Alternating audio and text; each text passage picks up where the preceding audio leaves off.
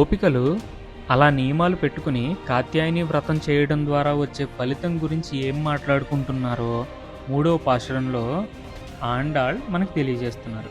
గోపికలారా, ఉత్తముడైన పరమాత్మ నామాన్ని కీర్తించి మనం వ్రతం పేరుతో స్నానం చేస్తే ఈ లోకంలో ఈతి బాధలు తొలగిపోయేటట్లు, అంటే సమస్యలన్నీ తొలగిపోయేటట్లు, దేశంలో అంతటా నెలకి 3 వానలు కురిసేటట్లు, అలా వర్షాలు కురవటం వల్ల గుబురుగా ఎదిగిన ఎర్రని వరిదుబ్బుల పక్కన నీటిలో చేపలు తుళ్ళి తుళ్ళి పడుతుండగా, కలువరేకుల పక్కన అందమైన తుమ్మెదలు హాయిగా నిద్రించేటట్లు, ఏమాత్రం జంకకుండా పశువుల కొట్టంలో ప్రవేశించి పాలు పిండుతుంటే లెక్కకు మించిన కుండలు పాలతో నింపేంత ఔదార్యం కలిగిన పాడి పశువులు, అలాగే అమితమైన సంపద స్థిరంగా నిలుస్తుంది.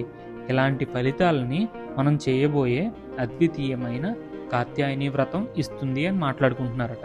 అంటే కాత్యాయని వ్రతాన్ని నియమంతో చేయడం ద్వారా ఈ లోకంలో వర్షాలు పడాలి, ఈ దేశమంతా సుభిక్షంగా ఉండాలి, నీటిలో చేపలు, అలాగే వరి సంపద, అలాగే పశువులు, ఈ లోకంలో ఉన్న ప్రజలు అంతా ఆనందంగా ఉంటారు అనే విశ్వాసంతో కాత్యాయని వ్రతం యొక్క గొప్పతనం గురించి గోపికలు మాట్లాడుకుంటున్నారు.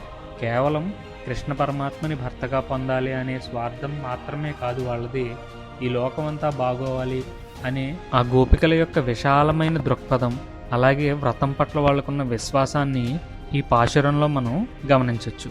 తరువాతి వీడియోలో మరొక 3 పాశురాల గురించి, వాటిలో ఉన్న అర్థం తత్వం గురించి మాట్లాడుకుందాం. అంతవరకు జై